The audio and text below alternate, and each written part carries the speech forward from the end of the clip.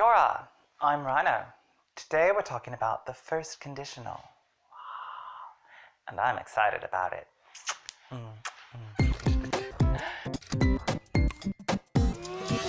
So in order to use the first conditional, we need to have context. We need to know why we are doing something. What's the purpose? Then we're able to use our English. So for instance, I'll give you a scenario. Let's say your friend texts you and it's like, bro, do you want to go out for lunch? Hey. And you're thinking, yeah, I'll go to lunch if I finish my work on time. So in this instance, we have a scenario that's very likely, very possible. Finishing your work is said in the present tense, and also we're using will because this is a definite plan that you will definitely do if the condition is met. But we're using present tense because the condition is not difficult to reach. Finishing your work, getting out of school on time. These are things that are really easy to accomplish.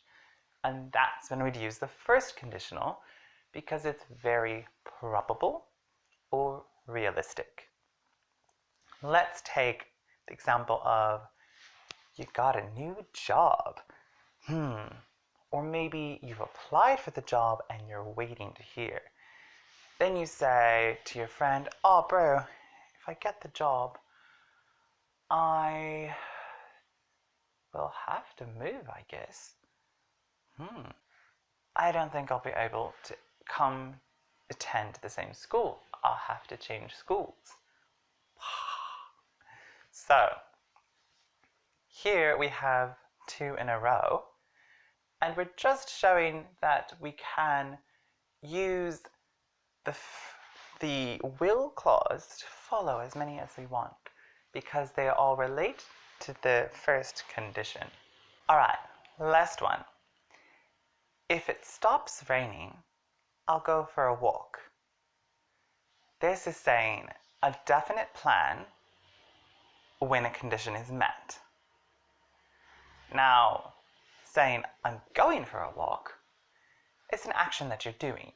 But if it's raining, then you're not going for a walk, are you? Sometimes we can throw in other words like then, when, and they still make sense in this particular construction. But when we're using would, the only time I really would see it in the first conditional is if I'm using the phrase I would like. So if your friend said, hi bro, do you want to go eat after school?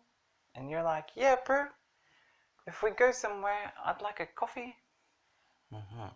So we're using still the present tense, but the present conditional with would.